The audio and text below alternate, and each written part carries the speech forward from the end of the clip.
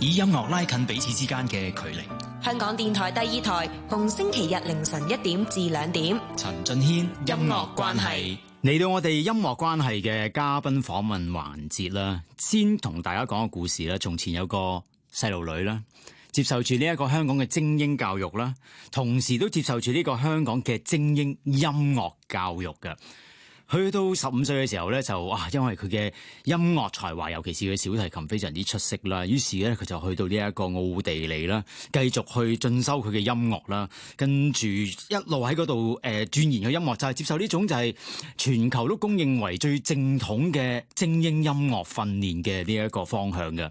所以好明顯咧，應該呢一個細路女咧，當佢畢業之後咧，好應該係即係可能會選擇留喺歐洲啦。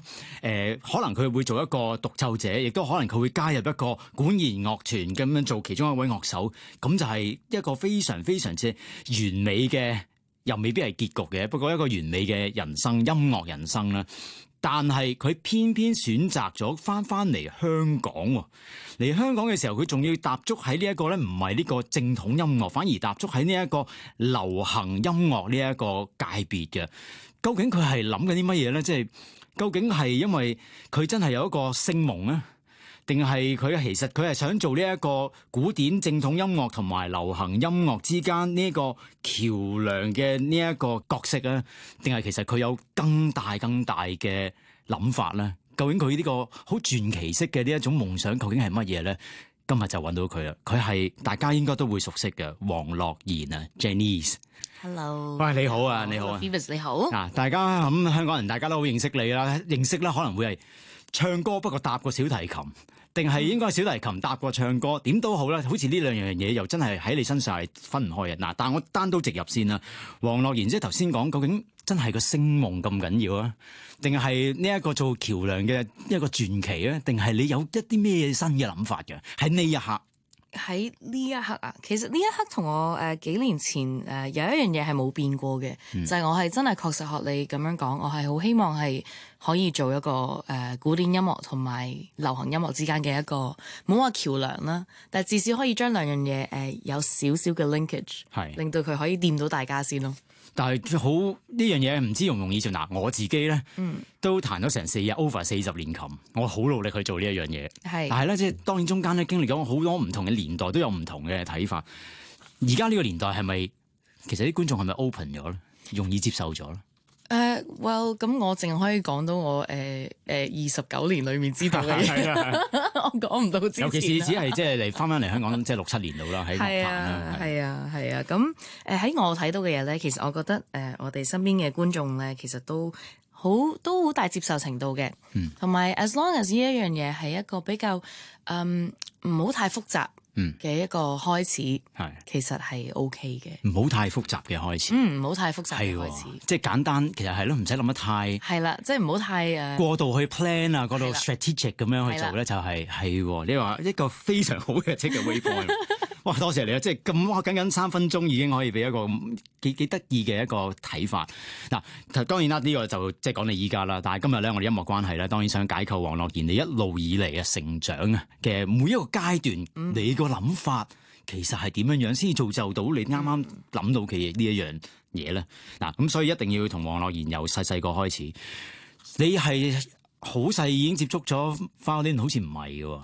我唔算細，我算係大個。喺香港嚟講算大啦。好大，香港嚟講，因為通常我哋啲小朋友仔係4歲、5歲，我係8歲先至接觸嘅。但係鋼琴冇掂過啊，之前。我係去到奧地利先掂咗少少，但係住掂嗰啲少少咧係 just 做考試。咁都算係一個反香港嘅一般性傳統噶咯。係啊，因為其實雖然爸爸媽媽都好喜歡音樂啦，我媽咪 especially，但係大家都冇諗住話俾我去學呢樣嘢嘅。而我有呢個醒悟啊，係咪啊？叫做一個覺悟嘅時候，我已經8歲啦。咁係因為咁樣，所以先至開始嘅。咁當然我好幸福、好幸運啦，爸爸媽媽去俾呢個機會我去學呢一個樂器啦。但係佢哋揀嘅喎，好似係。其實佢哋揀嘅，因為我係真係聽到一個 live performance 嗰陣時，我唔肯定係邊一個 orchestra，已經唔記得咗，太多年前。但係喺文化中心嘅。咁你知道可以行嚟行去噶嘛？係啊。咁行嚟行去裏面 live，你喺個門出面其實聽到嘅。咁我喺嗰度聽嘅，咁我聽我覺得我好想學呢樣嘢咯。係。但係 to me 嗰個依樣嘢係個 orchestral 嗰個聲。係。咁一個咁我媽咪一聽到 orchestral 嘅聲，佢就諗住小提琴咁樣咯。但係其實我唔係，我係諗住 orchestral 聲，所以其實我應該學鋼琴好似啱啲。同埋唔係即係我就唔俾我個女學小提琴嘅。嗱，我有學啦，我有拉嘅，所以我就知道我當年點樣折磨屋企人嘅。咁所以我就逼個女就一定係拉 cello 大提琴啦，即係起碼你靜少少低音啲，嗱唔好劏雞咁聲，好折磨嘅喎。一個開始都係嘅。嗱，你接觸咗呢樣啦，咁其實你喺學校嗰陣時，你有女拔萃啦，我知道你係我太太嘅師妹啊。嗰陣時其實喺學校裏面個氣氛都好嘅，係咪？喺 music 上高，你有冇份參與喺呢樣嘢咧？我都有參與嘅，喺讀書嘅時候，即係香港讀書嘅時候，有 orchestra 咧，有 choir。啦，因為其實我嘅一生裏面係真係確實冇離開過音樂嘅。係咁去到喺咁我又好，其實我哋DGS 有一樣嘢我覺得好好嘅，就係其實係好多元化嘅。喺裏面學生們，即係除咗音樂啊、運動啊、讀書啊，其實每一樣嘢都有一班嘅女仔係好熱衷咁去做緊。咁所以嗰陣時都不例外啦，我都係其中一個orchestra 嘅成員啦，亦都有唱 choir 咁樣咯。你都有唱 choir 嘅？有。係嗰陣時係唱 soprano 定咩？都係 soprano。哦，咁所以係因為呢個學校即係咯，即係應該一音樂人才就應該捉實你幫手啊！咁同埋我諗即係咪其實對你唱歌之前嘅即係一個算唔算係根底啊？一個根基咧？但係 choir 我又唔知係咪咧。因為其實我自己就冇學過唱歌，即係冇正統嘅訓練啦。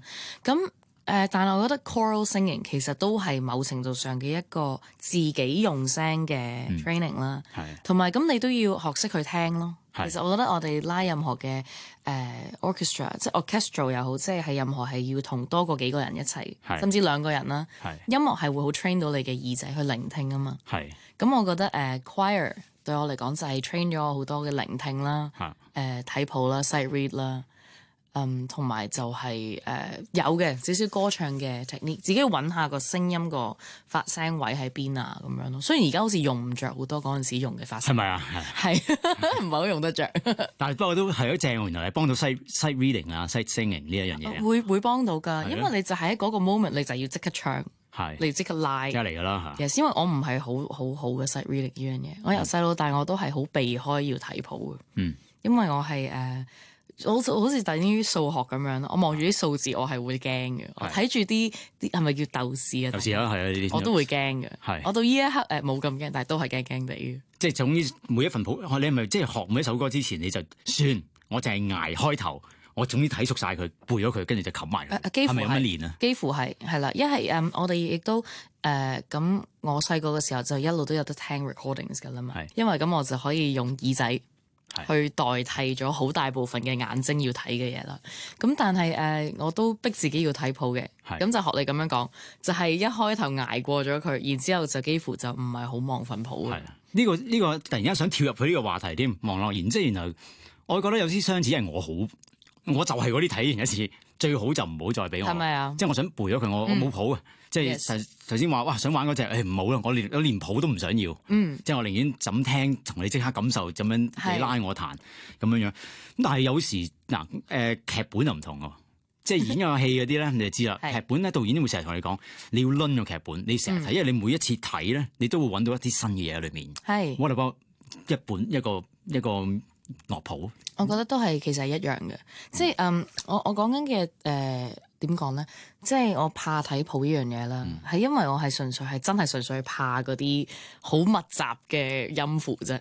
但係其實所謂嘅攆譜啦，或者攆劇本啦，其實我覺得係好重要嘅一環嚟嘅。我以前我去咗奧地利讀書，我先至有呢個習慣嘅。咁我永遠去到邊我都會帶住啲譜啦。咁我哋喺歐洲成日都係會搭火車周圍去噶嘛。咁啲火車可能幾個鐘咧，我就會攆譜咯。咁而確實係好多時喺攆譜期間咧，係會有一啲新嘅啟發嘅，或者一啲新嘅一啲 phrasing 嘅諗法啦。可能之前一路係咁樣練緊，一路咁樣拉。嗰陣時有啲話好 stuck 嘅，可能因為我本身嘅手又細啦，咁我要有啲我要諗下點樣去拉到一啲可能其他大手啲嘅人拉得容易啲嘅東西啦，點練啊各樣。有時係會喺呢啲 moments，就係輪譜嘅 moments，輪譜會有嘅。嗱呢個就係得意啦！你15歲嘅時候，跟住即係讀到中幾嗰陣時係中三你就決定去係你決定定媽咪決定定爹哋決定定係完全係自己決定。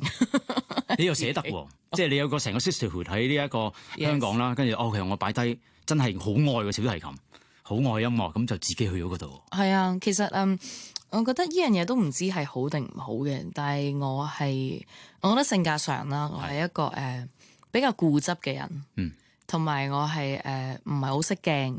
係，即係好多嘢我都覺得唔使驚咯，做啦咁樣，你唔做點知啫？固執嚇，同埋唔識驚，咦？似乎唔係淨係你一個，好似我太太好似都係咁。係咪啊？可能係隻 DGS 但係呢樣好嘅，即係因為咁樣，我覺得呢個 determination 係好好成日，所以出咁多咁精英嘅人出嚟啦。Salzburg 係咪？Salzburg 係。點嗰陣時點啊？一去到。我旅行去過咋，好靚嘅 Salzburg。其實到呢一個 moment 為止都係我嘅 favourite city。係 Salzburg。係。但係其實因為我一去到啦，雖然我頭先講到我唔識驚啦，跟住又好固執啦，但係其實我成日都唔會講一啲好辛酸嘅東西嘅。其實我一去到已經係我而家諗翻我都覺得that was difficult。咁自己咁細個就拎住好多行李啦。係啊。咁就去到嗰陣時係夜晚嚟嘅，咁因為唔係好多錢噶嘛，咁我自己帶嘅積蓄亦都要慢慢去搣噶嘛，咁所以for 慳錢，咁我就梗係搭巴士啦。咁搭巴士咁當然係咪叫人生路不熟啊？又唔知道係咩巴士啦。咁我知道個站叫咩，咁咪睇嗰啲。哇！睇啲字一模一樣噶嘛，全範好相似，所以我成日數㗎咋。係啊，但係好彩我嗰個站咧就好 specific 嘅，佢係一個警署嚟嘅。OK。咁就叫 Polizeidirektion 咁樣。咁呢一個站咧，佢就係因為呢一個名咁佢又咁長，咁我就喺度揾啲巴士，終於揾到一架啦。係。佢就話10分鐘到。係。但係等極。都唔到，係因為會甩班啦，會飛站啦，好多呢啲嘢。因為唔同我哋香港咧，其實我哋嘅公共交通嘅 system 係好準時嘅。係啊，喺歐洲咧好 chill 嘅，咁所以咧我都要等巴士。等極佢都唔到，咁當然驚啦，已經入黑噶啦嘛，11點幾都嚟咯，點算咧咁樣？咁又見到側邊隔離的士都冇架，人又冇過啊咁樣。嗰陣時我電話都未有，因為未去整任何嘅嘢，我啲 bank account 啊、電話卡啊，全部都要之後嗰日朝頭早先去整嘅。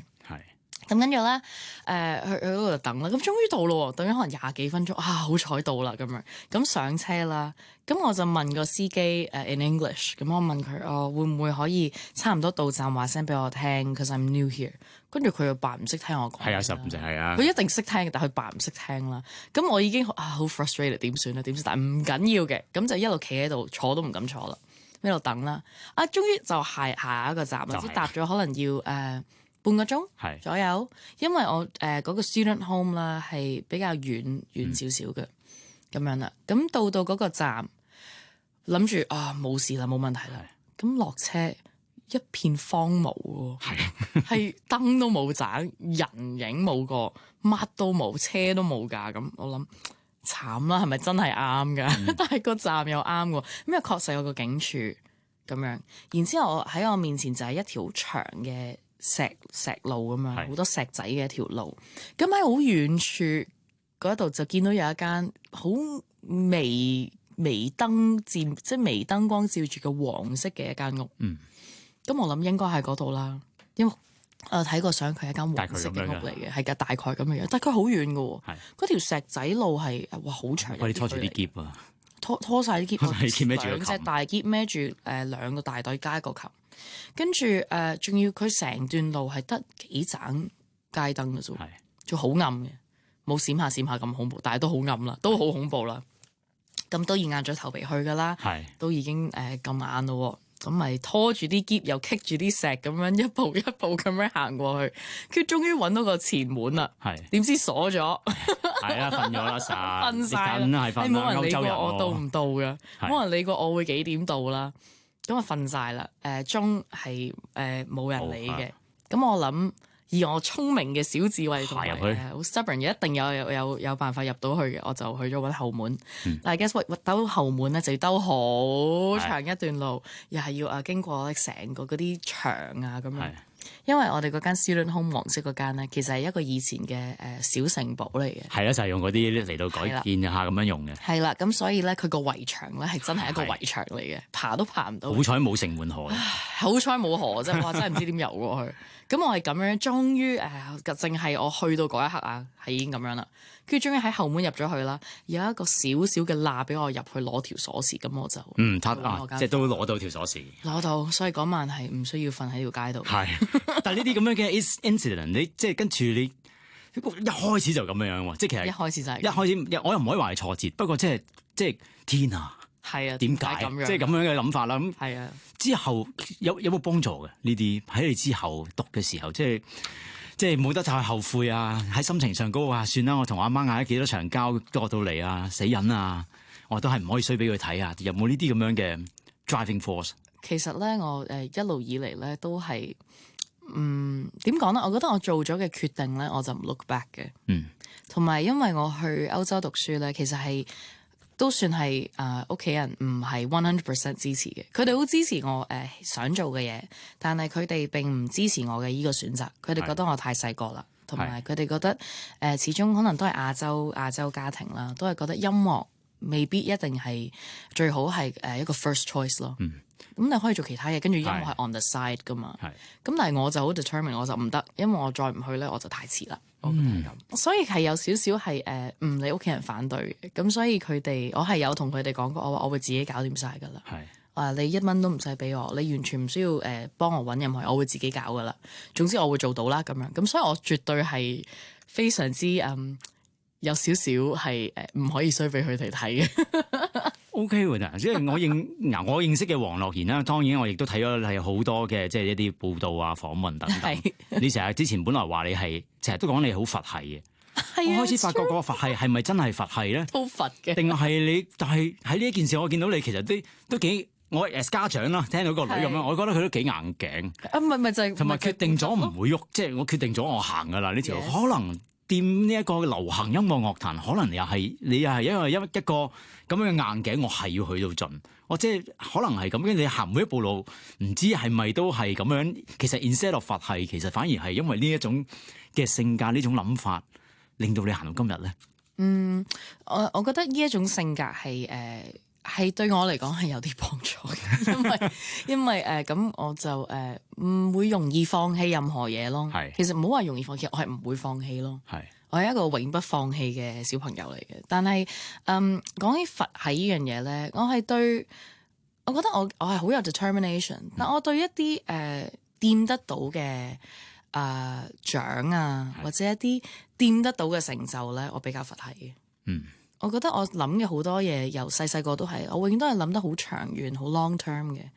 即係of course 我哋along the way 一路去到我哋想做到嘅嗰一個終極嘅目標，中間其實有好多步噶嘛。所以你係追求 process 多過追求個 result 係咪咧？我都追求個 result， 但係我覺得個 process 裡面咧，其實中間嘅一啲點講咧嘅一啲事情，其實好多時都唔係好大件事咯。我會睇得。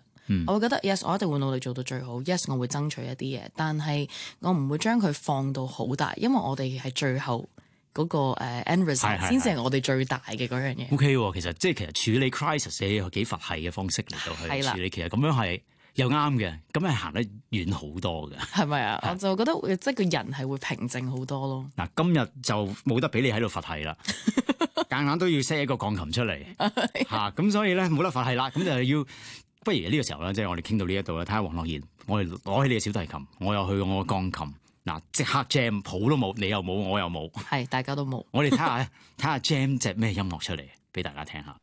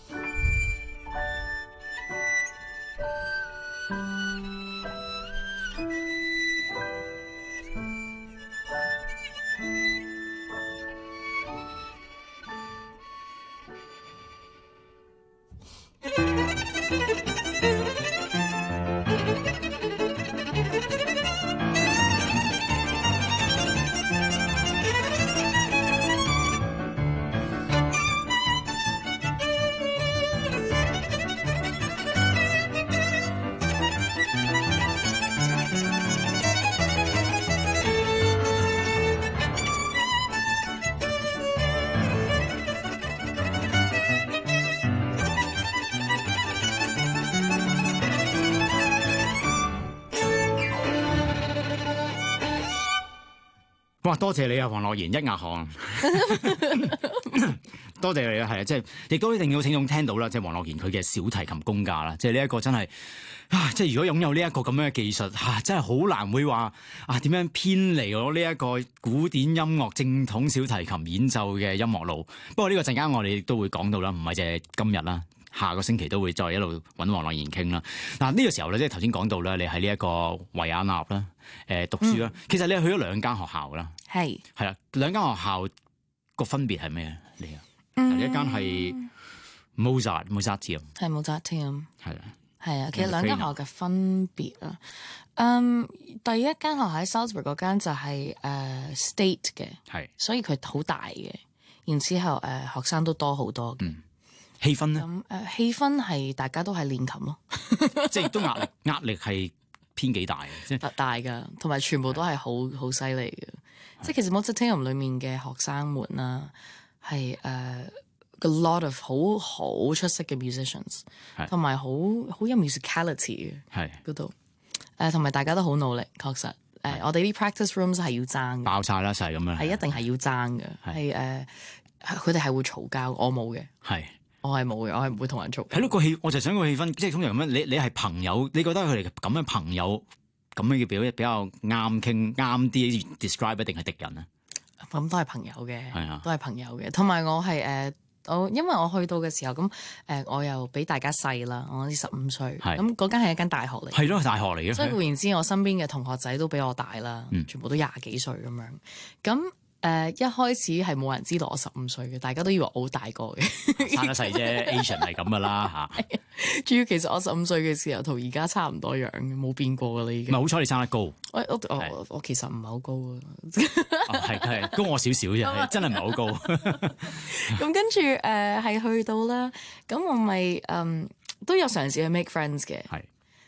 其實有時就係喺度等 practice rooms 嘅時候，就嘗試同佢傾下偈啦。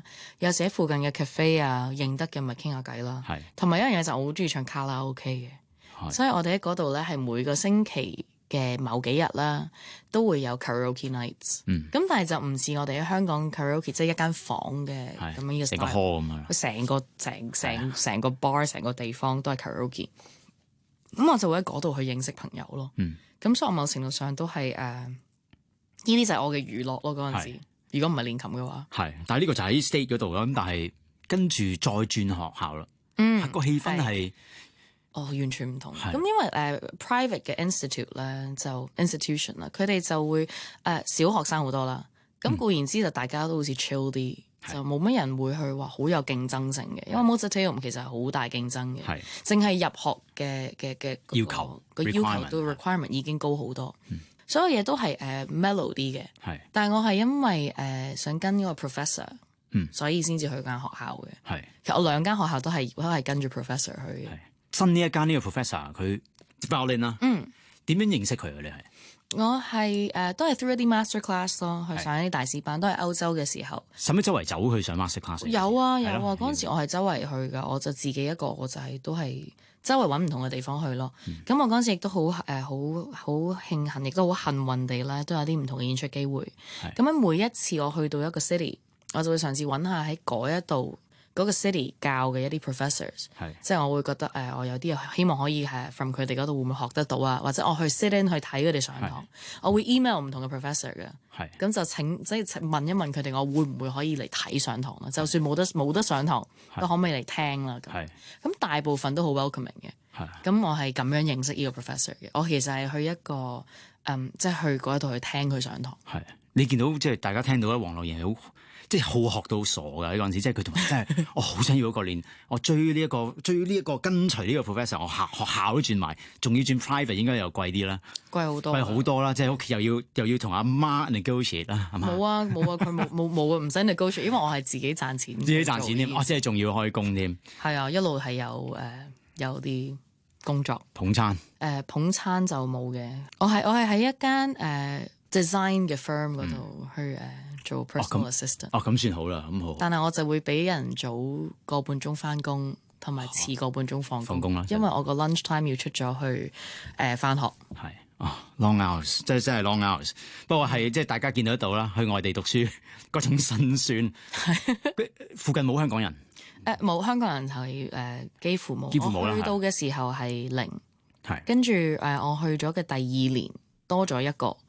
第3年多咗2個咁樣咯，但係幾乎係冇㗎。所以我就係傾到呢度，我一路其實想揾緊一樣嘢，就係黃樂賢 Janice 佢去嗰度嗱，佢見到佢嗰種佢 pursue 嗰個 dream， 哇嗰一下嘅夢想係好歐洲式，同埋唔係一個香港人熱點啊！大家去讀書嘅呢一樣嘢，你又冇得講廣東話啦，仲要做咧？請問粵語流行曲同阿黃樂賢嗰個關係點樣拉上嚟咧？嗱，頭先淨係得一樣嘢有啲關係就係唱 K。係唱 K， 但係唱 K 都有啲，但係你唔會喺嗰度揾到廣東歌嚟唱噶啦。而且仲有其他人一齊喺度聽，你冇理由突然之間我攞首鄭秀文嚟唱噶。即係我就係仲揾緊，究竟黃樂賢佢諗緊咩？嗱，我講到呢一刻，喺嗰刻你係諗住做乜嘢先？你個 plan 係點樣嘅嗰刻？我嗰一刻係淨係一心一意就係諗住做一個小提琴演奏家咯。係一路以嚟都係冇 waver 過嘅，由我9歲定咗目標，我就一路冇 waver 過嘅。咁所以我先去歐洲，所以我就周圍揾唔同嘅 professors。其實我係準備比賽嘅，一路嗰陣時準備緊去比賽。咁有啲咩比賽喺你眼中啊？嗰陣時嗰一刻。咁Queen Elizabeth 梗係 part of 其中一個。係。咁但係 of course 個門檻又係好高啦。But you know 都係要硬住，即係咬緊牙關咁去做㗎啦呢件事。咁係到我之後，我翻嚟香港先至所有嘢係轉晒 plan 嘅，其實。而我一路以嚟點解會選擇翻嚟香港嗱？因為你嗰度我應該係我唔得嘅，我都仲要留喺度，求其揾個 orchestra join 我都要玩噶啦，即係跟住 audition 啦，係咁做 audition。係啊，其實都係咁樣噶嘛，通常嗰個 path 都係咁樣。其實我翻嚟香港，我唔係諗住留喺香港噶。其實我翻嚟探親嘅，係啊，真係探屋企人嘅啫。係。咁但係我一翻到嚟咁我有啲妹妹啊，有2個妹妹，一個細佬嘅。係。咁哇咁多㗎，係啊！我係大家族，我係屋企最大嗰個。咁所以我翻嚟其實係睇下佢哋嘅 mainly。係。咁但係我佢哋喺晒香港嘅，即係喺晒香港，係嗰陣時都係喺香港。咁我翻嚟我就覺得即係 something's not right 咁樣啦。咁我唔係好放心。然之後我哋嗰陣時成個社會嘅嗰個氛圍又唔係咁，好似19年啦，係啊。咁就好多事情令到我好擔心。我唔係好放心去放低佢自己喺度 for the time being 咁樣。反而係咁，我以為你會哎呀，都係走啦，翻去啦。嗰度靜啲咁樣。嗰度係靜啲嘅。其實如果係 for 我自己咧，嗰一度係適合好多嘅。如果你真係俾我淨係撇低所有嘅嘢，淨係 for 我自己最內心深處。係。一個地方嚟計嘅話，我想居住嘅環境係絕對係喺歐洲嘅。但係對我嚟講咧，其實我自己中意嘅嘢並唔係最重要咯。我想要 for 自己嘅嘢咪最重要，我身邊我愛錫嘅人更加重要咯。咁於是就翻咗嚟香港，咁就你嗰刻咁又一個決定。黃樂賢好犀利，因為佢一決定咗嘅嘢咧，佢就唔變嘅。係，我就即係應該話，如果黃樂賢話留喺香港咧，我諗有排都踢佢唔走。係咁，你可能你落咗嚟即係翻嚟香港啦。嗰刻你話唔放心，跟住你個諗法又係咩咧？即係無論喺人生啦、音樂啦、下個月啦、前途啊各方面，嗰刻嗰個腦袋係諗咩嘅咯？其實嗰一刻係迷惘嘅，然之後我就俾咗自己一個時間。你終於有迷惘啦！我有，除咗等巴士之外，其實我係有好多迷惘嘅。但係嗰個 moment，因為我翻咗嚟，咁我所有嘢喺晒奧地利嘅。我係諗住翻嚟探下屋企人啫嘛。咁我係執咗個洗衣機，租都未退租啊，乜都未㗎，全部喺晒嗰邊，所有嘢喺晒嗰邊。然之後仲有好多嘢 line up 咗，都喺嗰邊嘅。咁我就問自己，我話咁我可以留幾耐咧喺度？留幾耐我就必須一定要翻去咧咁樣。咁我嘅答案就係最多半年。係。咁所以我係用半年時間去 decide 我究竟留喺香港啊，定係翻去奧地利？因為我知道我翻去我就一段時間唔會翻嚟噶啦嘛。咁我最後半年後我都係選擇咗留喺香港。咁就慢慢搖佢哋去搞啲退租啊，然之後又要叫我啲朋友仔幫手啊。咁因為我屋企咧，我係永遠好多人都有屋企嘅，即係可以嚟我屋企嘅。Cause my home is like welcome to 我所有嘅朋友。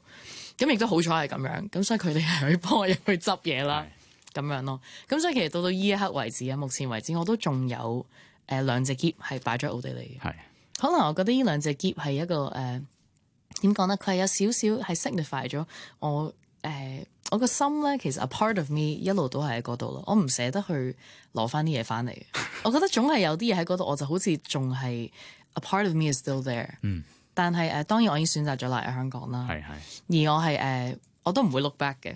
咁所以就係因為咁樣，我就stay 咗喺香港就好迷茫啦。點算咧？我從來一路以嚟個 plan 都係唔係喺香港噶嘛。咁但我又喺度咯喎。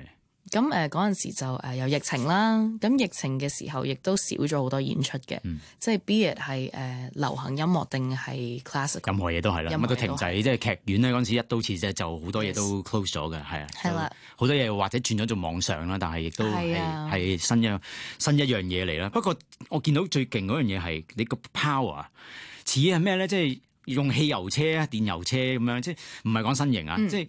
我以為我自己已經好勁㗎啦，我甚至覺得自己我喺音樂界嘅 ADHD 咁，但係我都係覺得我2800 cc 嘅啫。你有少少似3500 cc， 你話要 stay 喺度，你用半年時間你可以 make 到個 decision， 同埋你一定有一個決定。有啲嘢即係 make 到，必須要決定，逼到你要咁樣做，跟住你就用因為呢半年嘅時間造就出今日嘅黃樂賢所做出嘅影響啊！無論我諗喺音樂界啦，喺樂壇啦，甚至唔同嘅香港市民，我諗都喺唔同嘅程度咧，係即係俾你音樂感染過。我諗呢一個先至係最勁嘅一個意想不到嘅，未係 result 啦，不過嘅過程啊。但係時間有限啊，咁所以咧今日咧，我哋啱啱講到呢一度啊，就係啦，點樣去翻嚟香港呢個樂壇去闖呢一個闖你嘅新嘅一個音樂人生啦。我哋要留翻下星期再同你傾啊，好嘛？好，多謝你 Janice。Thank you, Phoebus。今日嘅嘉賓咧，繼續有上星期嘅呢一位嘉賓啦。上星期同佢講咗佢嘅好微妙嘅呢個音樂旅程啦，其實都係講緊學業上高嘅，即係點樣由香港有精英嘅音樂教育啦，一路去到呢一個維也納啦，點樣去頂住呢一個學業嘅壓力啦，又要自己去工作啦，跟住自己交學費啦，追隨佢自己想揾嘅教授啦，一個非常之俾我眼中有啲固執，但係其實充滿堅持嘅一個女仔啦。佢厲害喺咩咧？即係最近咧，亦都可能喺報章我見到有啲報道咧，都有講啦，話佢係之前喺香港嘅母校啦，做呢一個幫手做呢個演出啦，就係呢個女拔萃嘅救生會嘅100週年啦。咁你又亦都係攞住你個小提琴啦，亦都唱啦。最麻煩咧就係聽聞我太太講咧，就係話佢演出完之後係冇人想喺佢後面演出嘅，因為佢嘅演出實在太難以形容係厲害啦。咁所以咧，於是我太太就組埋一堆嘅師奶團隊，就即刻喺之後咧就做呢個跳舞表演，就由佢哋嘅應頭。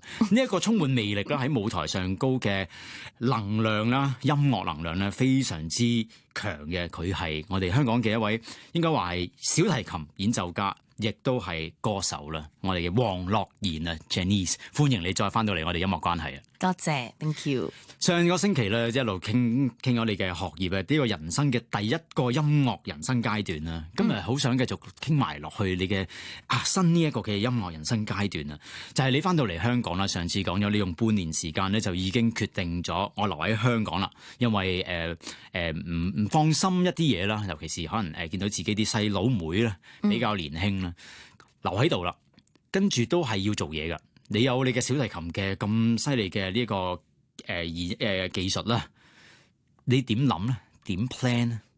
嗰刻其實嗰一刻，因為我係俾自己半年時間去 decide 我去定留啊嘛，即係我翻去奧地利定還是留喺香港。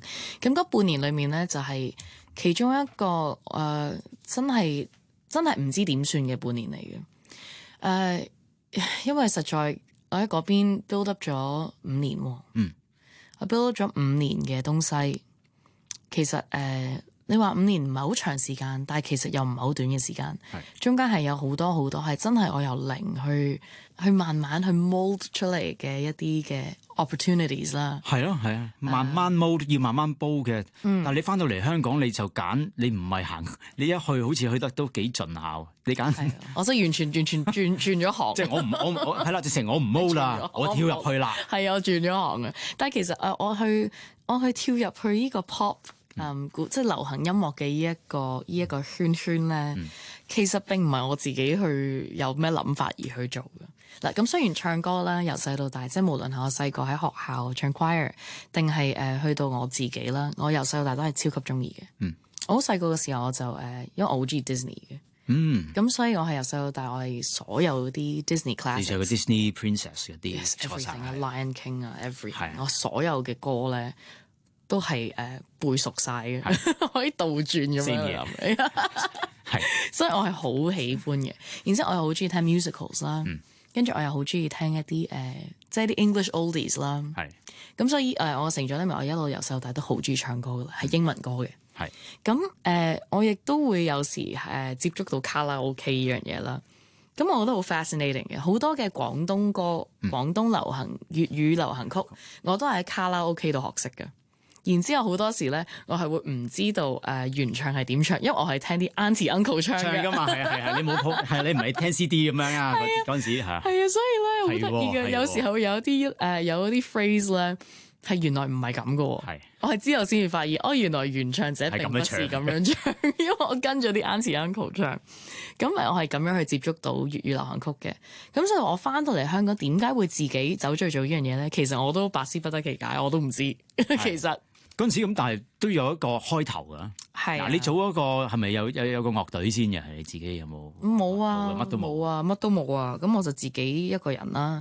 咁因為翻到嚟香港，咁我就要即係重新喺香港去安排一啲嘢啦。咁我要揾地方住啊，因為可能都係慣咗咁多年喺歐洲都係比較獨立啦。係自己住。咁所以翻到嚟香港我都係繼續獨立啦。係啊。咁所以我啱啱就搬咗地方。其實我點解會去參加呢個比賽咧？個故事係得意嘅，因為我係買紅酒杯嗰一晚，因為我啲朋友送咗支紅酒俾我，但我未 unpack 嘅。係。我啲杯全部仲喺啲箱度啦，未 unpack。咁嗰時夜晚10點幾，我自己買紅酒杯。咁點知咧就有一個上樓上嘅 bar， 就賣紅酒杯，賣6隻 Riedel 嘅杯啦。咁我覺得OK 啦 ，it'll work，you know，it'll do just fine。咁咪上去咯。咁上到去咧，原來佢係一個live music 嘅 bar 嚟嘅。所以佢有琴師啦，有琴手啦，喺銅鑼灣嘅。然之後有 karaoke 啦，and 有 whisky 啦，我哋一場嚟到，不如飲杯嘢先走啦咁樣。咁我就同幾個朋友就坐低咗，咁就飲咗杯嘢啦。咁我唱咗幾首歌。咁喺嗰度嘅嗰位老闆啦，佢就問我可唔可以影，可唔可以 video tape 我唱咁樣，好中意聽我唱。我go ahead 咁樣。咁佢就影咗我嘅呢個片段。然之後1個星期後就收到from 呢位老闆嘅一個 message，佢就話Janice 你好啊，唔知你記唔記得我咧？我係上個星期買紅酒杯俾你嗰個人啊。咁佢話咧，我就因為我覺得你唱歌好好聽，所以我 send 咗你啲片俾我身邊嘅好多朋友。咁我有一位即係圈內嘅朋友啦，前輩，佢好希望認識你，睇下你會唔會上面啦咁樣。好嘢喎！你翻嗰邊都未攞出嚟，咁都乜淨係唱一下。跟住我係因為咁樣而咁如果呢位前輩咧就係Philip Chan，就係陳欣健Philip 咁 Uncle Philip 咯，而家叫佢。係。咁跟住我嗰陣時我都唔認識佢嘅，咁我咪上 Google 睇下佢係邊個咯。咁OK 好咯，let's 大前輩啦，係大前輩啦。咁 OK，let's meet 咁樣啦。咁然之後我就 Uncle Philip 就問我唱啲歌俾我聽啦咁樣。咁我唱咗啲歌俾佢，跟住佢就同我講佢話 Look Janice，佢話你嘅聲音係it's a very healing sound，and 我覺得你唔應該浪費咗佢， You should do something with it， 唔好就點樣咁樣。咁當然佢嗰陣時都未知我好多嘅，係啊，完全未知你，就未知道我原來之前係你讀音樂我一路係想拉琴啊各樣，咁都係之後慢慢先至同佢分享嘅。但係因為佢嘅呢句説話，先至令到我有呢一個諗法同埋呢個啟發嘅。咁然之後佢就話其實咧有聲夢嘅。我有聲夢即係點樣？其實你 send 段片入去得㗎啦。你頭先咁樣你唱，然後我哋 video tape 咗，你 send 入去就已經 that's the audition。係，其實係咁簡單，you know，咁 why not？ 咁我諗下又好似有啲道理喎 ，why not 咁樣？係，咁就於是就有消息一路就咁樣就行出嚟呢一條。係啊，其實係因為咁樣嘅啫。我嘅跳入去呢一個流行音樂界係因為買酒杯。呢個估唔到係即係完全唔係 plan， 亦都乜都冇。咁 send 咗入去，人哋 approach 你，你又覺得 why not 繼續試？係啊。個過程咧，嗰陣時嘅過程都個過程係太 interesting 啦。但係你應該都係有壓力一定冇啊？因為你喺之前讀書，你嘅壓力。我諗你由細到大讀書嘅壓力都唔係細，超大。你係可以好頂得到壓力嘅一個人。我係好能抗壓嘅一個小朋友嚟，話超級可以抗壓嗰啲嚟。所以到呢一個比賽，其實你會唔會反而覺得哦 come on， 同我之前上次 prepare 嗰個 concert 差好遠，即係會唔會？我會咁樣講啦，就係太唔一樣啦。因為古典音樂啦，你會明白就係我哋嘅練習係要好 precise 嘅，我哋係要好嚴謹嘅。Everything has to be 100%。right？ 你係真係唔可以少少嘅甩漏都唔得噶嘛。咁唱歌對我嚟講由細到大都係 for fun 啦，所以我 take 呢樣嘢咧係會個感覺係會 chill 啲嘅。咁我去到個比賽啦，因為新環境，所有嘢都係新，我對個圈子又完全唔熟悉啦。咁我就一路我好單純咁，淨係諗我嘅音樂咯，就係我去點樣去 express 呢一樣嘢啊。唱呢首歌啊，因為啲歌就係唔係全部都我自己揀㗎嘛。咁一啲唔係我揀嘅歌，我未必去好有感覺嘅歌啦，我就會覺得So how do I 代入 and how do I express？咁我成個比賽其實係諗緊呢樣嘢啫，我冇諗過我自己嘅樣，我冇諗過我自己嘅妝，我冇諗過自己啲衫，我淨係諗我嘅上台嗰一刻，我唱嘅嘢係啲乜，我想點樣去表達。That's all I thought about。但係再 technical 啲，當然啦，我睇咗好多之前你嘅訪問，即係你係真係冇諗嘅，因為所以你揾唔到化妝間啊、蕩失路啊，係啊，好多呢啲咁樣嘅係啊，好多呢啲係，因為你個 mind 就係嗰樣嘢。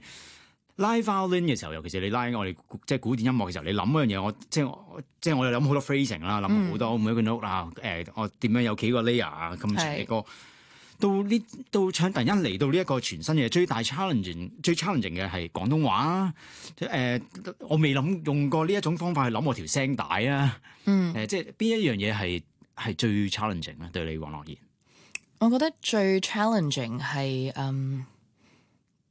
就係原來事情並不是很簡單咯。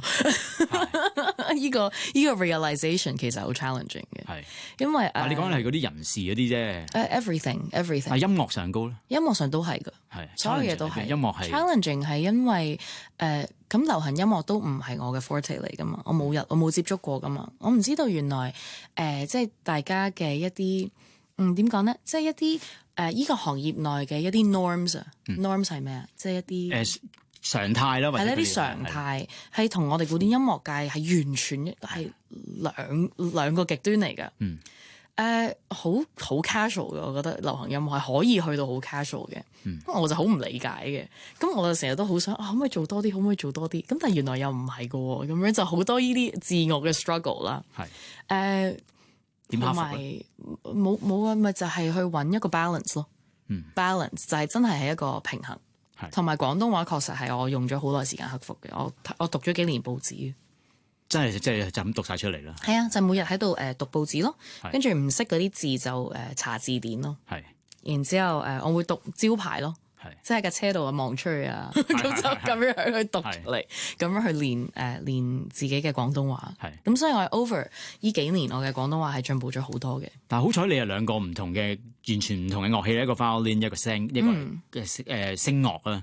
即係鋼琴好慘啊！我彈開 classical，跟住我變 pop，永遠都話我彈嗰首嘢有種 Chopin 嘅味道啊，係搞到於是我彈 Mozart 嘅時候，梗係有啲陳奕迅嘅味道。Oh my gosh！ 即係就會有咁樣嘅情況，我真係 stuck 過喺嗰度。咁但係有啲人就即係勸，即係叫我就使乜緊張啫？呢個唔係你嘅 style 咯，keep it 即係咁樣啦。你有冇呢一樣嘢，或者即係未必去試過先係啦。即係但係已經兩樣唔同樂器嚟㗎咯。係啊，絕對有。其實我都會有時有一啲 comments 就係話覺得我唱歌太 technical。但係我係從來唱歌係冇諗過 technique 㗎。即係我由始至終我係冇任何一刻係諗 technique 㗎。因為我唔識唱歌。但我好驚唱卡拉 OK， 我唔係驚唱，我係驚要聽。Oh no！ 即係啦，即係我就變咗好明顯，我一定唔可以做歌手啊，因為我係無形，我一定要啱音先，大佬。咁於是就好 technical 啦，就係啦，即係 technical。係咪咁樣呢個問題咧？I don't know。即係你花丁又係講音準，你知都係難嘅。係啊，咁我又覺得咁音樂其實當然要有一個即係個 basis 啦，先至可以係。咁佢先好聽噶嘛？我係咁諗佢嘅。但係其實我係一路都係諗 expression 嘅。不過我就會覺得咧，可能亦都係就係因為廣東話，我有少少一個language barrier 係有少少嘅，所以我嘅表達未必係最 authentic 咯。但係我嘅心係好 authentic 嘅，我內心裏面係好真誠嘅。但係有時表達出嚟就可能聽落唔係好真誠，就會覺得好似好 technical。咁始終我都係一個拉小提琴嘅小朋友啦。咁我就變咗我唱歌嘅時候都會有少少我自己都聽到嘅，我都會有嗰啲 phrasing 嘅，即係啲長音好多長音嘅，我會好多好 legato 即係好連音嘅嘢啦。咁我自己都明嘅。咁可以 argue 話係一個 style 啦，但係我亦都好 open to 大家嘅一啲 comments，咁我亦都會自己再 discover 嘅。咁所以其實呢樣嘢啦，喺我比賽嘅期間咧，我覺得我係亦都understand 多咗佢點樣去做嘅。我突然間有一下有少少開竅咗嘅，喺唱廣東歌裏面。因為喺嗰一刻之前，我唱嘅所有廣東話歌都係好奇怪嘅，我覺得個 action 定係各方面，所有嘢都好奇怪。即係佢唔係唔好聽，但係佢就好奇怪咯，好似識唔識講中文？不過係㗎啦，冇辦法，因為你嘅又就算當時喺香港，你之前香港讀書，我都好清楚佢係你應該，因為我屋企都有一個我太太就係咁樣，但係唔緊要㗎，個世界會變嘅。嚟生咗兩個女之後，我太太幫佢溫中文嘅。Oh my goodness！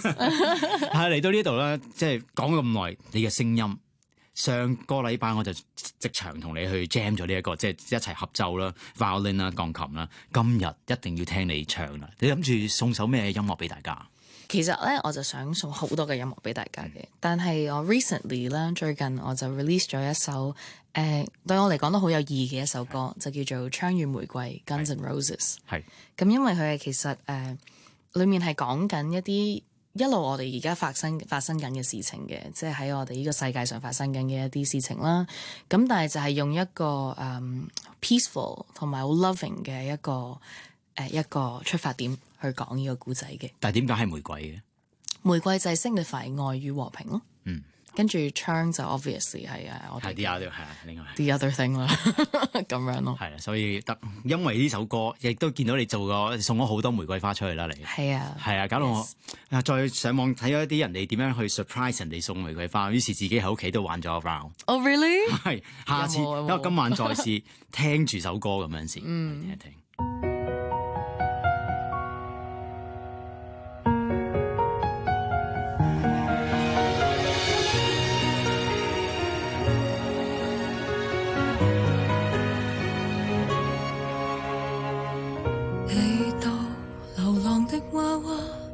見慣是真被揸，昨夜停在某一家，都一出一片敗瓦，可以睡嗎？誰貧窮誰做戰靶，吃麵包很富裕吧，從出世命已經有定價，因宗教而爆炸，故錯也埋葬教堂下，和平靠武器鬥正義成全大話，用圍牆圍抱他。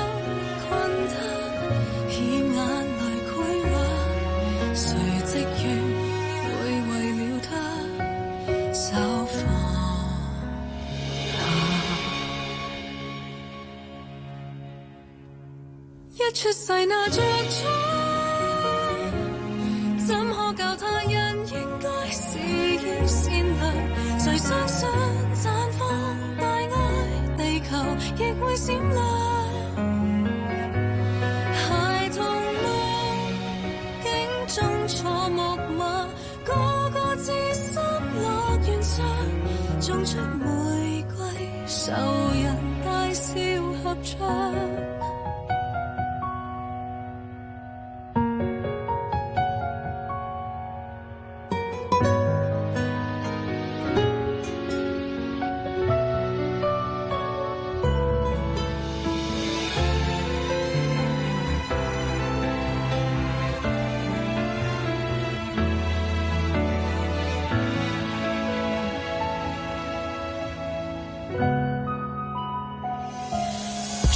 火維持信仰，怎比較人格更高尚？能源再佔有，已耗盡殘餘力量。慾望造就創傷，棄嬰每秒在增長。能寬恕會令野花泥地裏茁壯成長。一出世拿着槍，怎可教他人應該是要善良？誰相信綻放大愛，地球亦會閃亮？孩童夢境中坐木馬，個個自心樂園上種出玫瑰，仇人大笑合唱。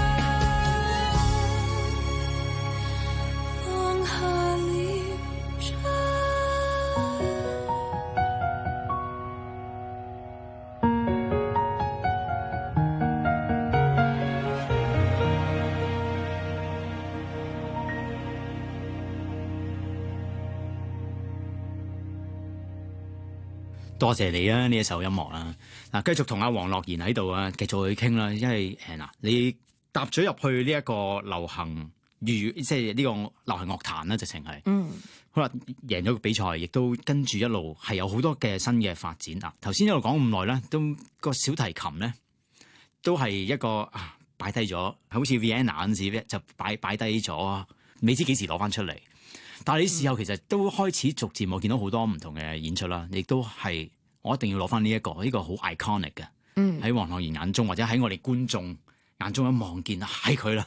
係啊，因為我試過佢哋一見到你，有啲人係佢你就係呢個，就係呢個，佢講唔出呢個名，但係拉琴，但佢記得係你，就係咁樣啦嚇，會係咁樣樣。係個小提琴係點樣突然之間再融入翻喺你呢個生活啊？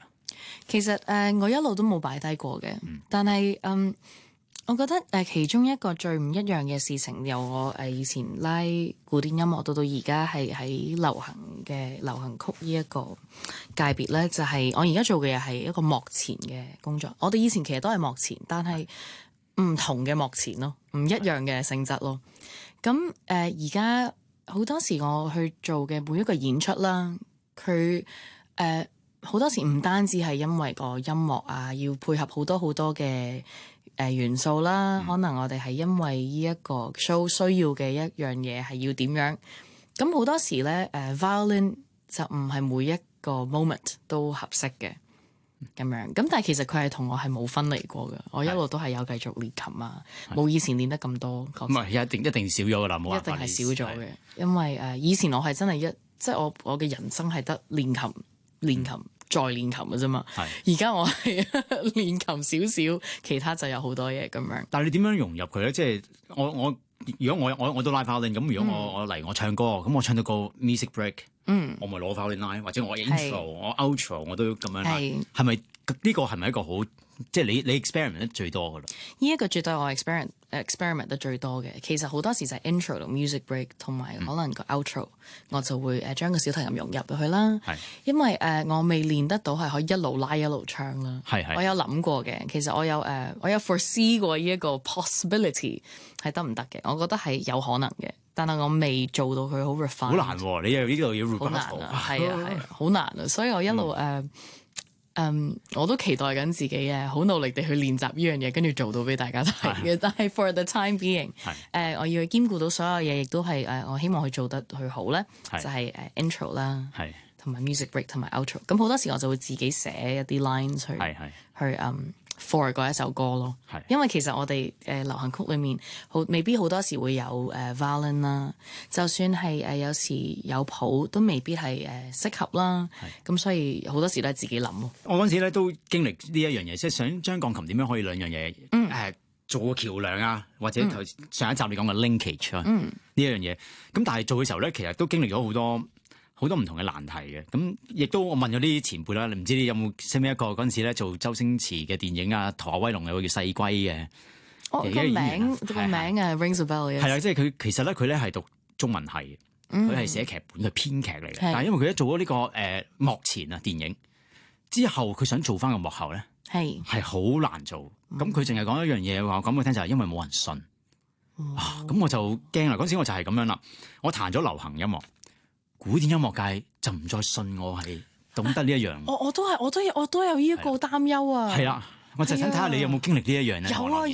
有啊，原來大家都係咁相似㗎。因為一做呢樣嘢就有呢個 risk 嘅。早啲傾偈啦。我嗰陣時好唔知點算。點樣經歷啊？你係我係直情覺得會被唾棄咯。即係邊一個唾棄你咧，或者邊一個提出嚟啊？其實係冇人提出過嘅，係自己俾自己嘅壓力嚟嘅，因為。咁我哋都係嗰句咯，就係古典音樂嘅世界係好唔容許有錯誤噶嘛。係 accuracy 係一切。係啊，我哋 Radio 4都係啦，一定要準，一定要啲音樂唔可以飛到。係啊，所以一定要準咯。所以準程度呢樣嘢係太好重要嘅。咁我覺得我去咗流行曲呢邊，好 chill 啦，好多嘢。有時又確實係冇以前嗰種嘅準程度，嗰種準確啊，嗰個即係唔一樣嘅界別嘅嘢。我好驚我哋嘅 classical music 嘅朋友仔們啊，會睇到我就覺得，哎呀 Janice， 係啊，咁樣嘅辦法，你呢度入早咗，哎呀，你搞錯，你唔係咁樣，好驚我。但係好彩地 so far 啦，喺呢幾年裏面好似 classical music 界別都冇唾棄我嘅，佢哋都幾 nice 嘅，仲係對我係都要爭取啊！我嗰陣時例如香港管弦樂團，係佢唔揾我彈啦，揾我講喎，咁我就哎呀冇得再彈，即係我想做個 solo，即係大家想都要爭取 typewriter 嗰套嗰隻美國嗰隻，打 typewriter 點啊？喂 typewriter 唔係 piano 啦，你俾我玩呢啲啊，即係咁啊有得玩啦，即係都要爭取，但係都經歷過呢一樣嘢，但係你暫時見到嘅你而家只係擔心呢一樣嘢啦，即係但係你冇真係經歷過，或者有冇徵詢過一啲嚟古典音樂界嘅人啊？有。係啊，佢哋點講？有，而佢哋其實講咗樣嘢令到我覺得好窩心嘅。係，佢哋就係話 Janice 其實你嘅 classical training 咧係冇白費㗎。佢話你而家雖然係唱緊流行曲啦、流行音樂啦，但係其實你嘅 technique 啦、你嘅 phrasing 啦、你嘅所有嘢咧，其實係冇白費㗎。係，佢話我哋聽你唱歌係會聽得開心咯。所以你唔使諗咁多咯。跟住之後我就覺得，其實可能真係自己諗多咗，即係諗多咗喎。咁但係自己繼續努力咯。譬如佢哋有攞個 example 嘅，譬如佢哋攞咗我比賽嘅時候嘅溝渠唱詠去做一個好 example 咁啦。因為其實溝渠唱詠我哋係改咗個編曲，成件事係改咗嘅。我個 original 個 design 咧就係要將佢改嘅，就令到佢係 more like 一個小提琴嘅 line 可以拉嘅嘢啦，所以佢個幅度啦，同埋佢嘅range 都係闊咗好多嘅。咁funnily enough 啦，我哋嘅古典音樂界嘅朋友們就攞呢一首歌嚟做 example，就 for example 呢一首歌，你啲 phrasing 其實咪就係 a little bit like Tchaikovsky 啊、Brahms 啊，你會做嘅嘢咁樣咯。咁所以佢話其實你又唔使諗咁多，主要做好自己咯咁樣。係。老實嘢嘅時候好似好有道理，都好窩心嘅。係。但係其實都香港，我覺得其實個環境係好適合嘅，因為我哋環境個 background 啦，又中又西，同埋我哋大城市啦，但係有傳統。嗰陣時一齊 Cash 即係作曲作詞家協會啦，主席啦陳永華教授啦，咁仲有我爸爸咧，我爸爸生前咧都係佢哋嘅，就係負責正統音樂嘅嗰一位董事啊。咁所以嗰陣時佢哋都同我講過，就係即係爸爸同我講，阿仔，但願有一日啦，音樂繼續只係分兩種，就係好聽同唔好聽，就唔好再喺好似 Cash 咁樣翻一個流行嘅音樂啊，跟住又話正統音樂，即係如果呢個正統咁流行係咪非正統咧？係呢個你佢哋呢個願景啊，你覺得你有係咧會唔會有呢個使命啊？其實我好認同一樣嘢啦，就係音樂其實係真係得兩種嘅，就係好聽同唔好聽咯。但係因為呢樣嘢實在太 personal 啦。你聽到嘅嘢同我聽到嘅嘢，我哋聽緊同一樣嘢，但係大家嘅感受會唔一樣。即係我覺得人嘅聲音啦，個 tone 啦，你可以中意，可以唔中意。咁但係我覺得好難可以將一件好聽嘅嘢講到佢唔好聽咯。我覺得即係佢係好聽，佢就係好聽，就好聽。其實佢唔好聽，可能有人中意，但係佢都係未必係真係好聽咯。即係 for example，如果你係譬如你個音係唔準嘅，咁你好難好聽噶嘛。咁我覺得反而係正統或者流行呢樣嘢，會唔會其實係歸類為就係大家即係我會希望啦，繼續做好我自己嘅一樣嘢，就係都係可以繼續係有要求咯，即係對自己要求高啲咯，咪真係做到自己嘅 the best that you can 咁樣咯。同埋因為我做咗好多音樂，好多年音樂推廣啦，呢個古典同流行做，淨係主要做一啲推廣，我唔係真係融唔融合到。於是而家我已經做咗第二樣嘢咧，就係中西樂嘅融合啦。咁呢套 program 就好 work 啦。咁即係其實我都係一個敗走啦，都係即係西洋音樂嘅嗰個融合好難嘅。於是就要中西咧就容易啲啦。咁即係亦都有個 reason 太明顯嘅一個 reason。我就見到黃樂賢，你係一個即係新一代幾難得嘅出現嘅一個人，係做得到呢一樣嘢嘅。多謝你。即係係咯，又即係唱加 violin 而係融合啲香港係受落嘅，即係觀眾。係啊，我哋頭先一開始咪喺度討論，咪上個星期咧，我哋咪討論咗就係話，好用簡單，唔好諗得太複雜，用簡單嘅方式去將佢融入嘅。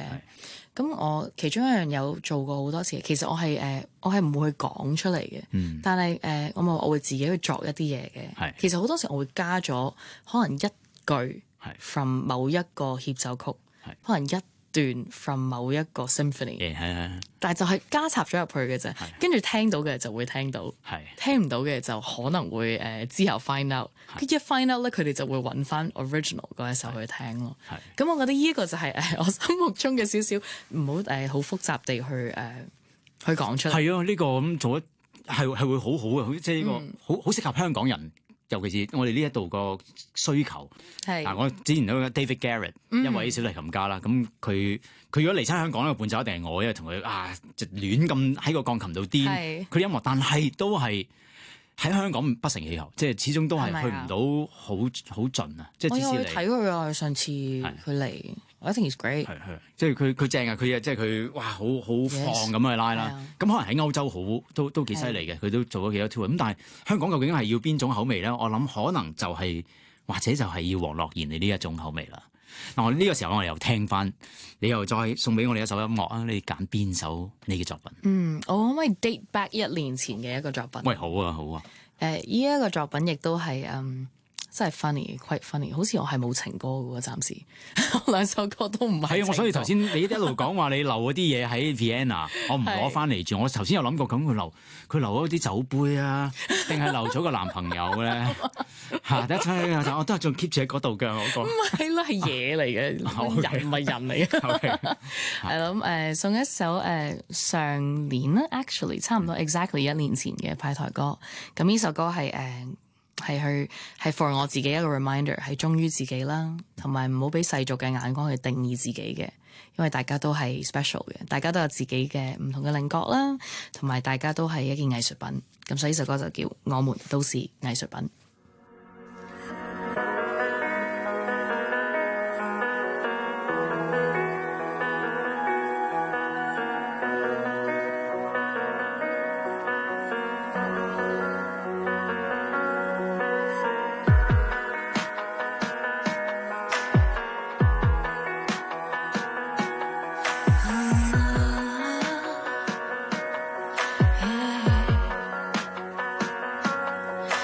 肉如同藝術創造，各具靈魂面貌角度，該怎麼於框架圈分數？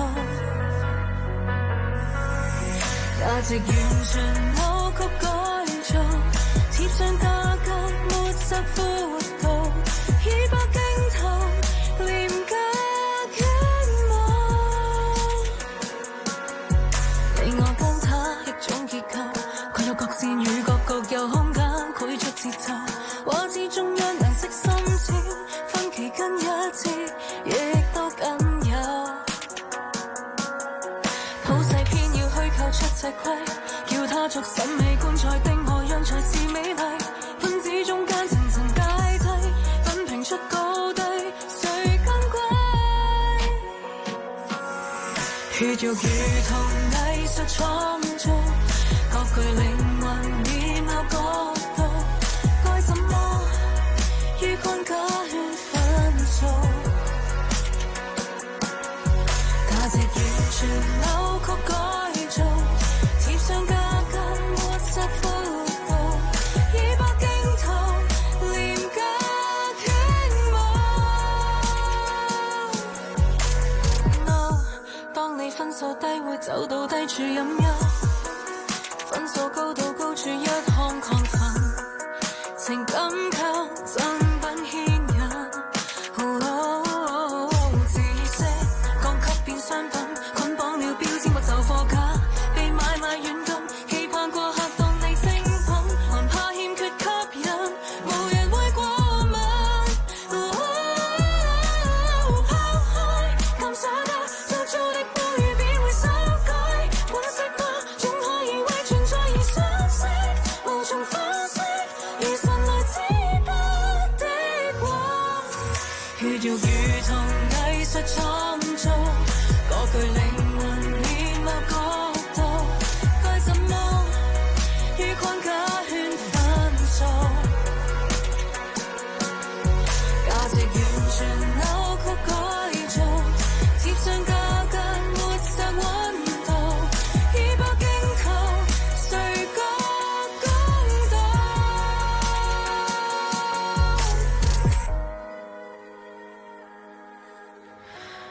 沒有一套審美必須信靠，沒有一套比較必須計較，沒有一套考試必須應考，沒有一套講法必須信靠。就算理論偉大猶如參考，天的不好繪出思想由人思考。上個禮拜啦，一開始就已經問咗你呢刻係諗啲乜嘢嘢啦，但係跟住一路行嘅時候就可以解構咗你嘅童年啊、你嘅留學經驗啊、嘅思維啊，翻嚟香港嗰頭半年嘅嗰種掙扎啊，跟住一路一步一步比完賽咁展望啦，即係跟住望落去，而家我哋都有呢一個5年規劃啊。你嘅5年規劃，你覺得會係點樣樣嘅？其實眨下眼咧，我由比賽到而家咧，都好似仲有1年就5年啦。係。所以我嗰陣時都有個5年規劃嘅，咁但係嗰個5年規劃裏面，我覺得我有好多嘢我係達成咗嘅，但係反而一啲好大件事或者好長嘅嘢，我係未做到嘅。但係嚟緊往後嘅5年其實我會希望首先第一就係可以多啲作品可以送到俾大家嘅，因為其實我覺得it's a little bit sad， 因為其實 in my pocket 我有好多嘢嘅。係。其實我係袋住咗好多嘢。你袋咗好多嘢，因為我講緊唔單止淨係咩有咩幾啲作品，係仲有係。係啊，袋咗好多嘢，我希望係可以多啲去 release 俾大家聽啦。然之後我亦都希望有多啲真係可以同大家見到面嘅 live performance。因為我覺得有時係真係要 live 嗰個 moment，你先至會有真正嘅 connections。同埋有一樣嘢，我希望自己要做得更加好嘅，就係有多啲可以喺 social media 上多啲同大家傾偈咯。因為我覺得大家都好唔認，即係好難去認識得到我。成日見到可能電視機嘅我啊，或者有時啦會聽到我講少少嘢，咁就成日都好似好正經啊。即係我好正經嘅，我唔係好唔正經嘅，但係我亦都其實我唔係一個咁 uptight 嘅人嚟嘅。係 uptight 係啦，我唔係咁 uptight 嘅。大家都會覺得我應該唔係好相處啊。咁其實我唔係，我係好 chill 嘅。咁所以可能係我一路都努力緊喺 social media 上去做多啲嘢咯。所以大嘅規劃就我覺得 when it happens I'll tell you。係啦，期待你可以係即係呢一方面真係，我哋就話大展拳腳啦。我講緊就唔單止淨係你嘅音樂事業，我淨係想你大展拳腳啊！你嗰種 quality 好難得嘅嗰種音樂上嗰個 quality， 但係相信黃樂賢咧，佢講咗嘅咧就會係㗎啦。根據你嘅人生決定咗嘅嘢，通常都會發生嘅。再一次喺度多謝你，黃樂賢。Thank you。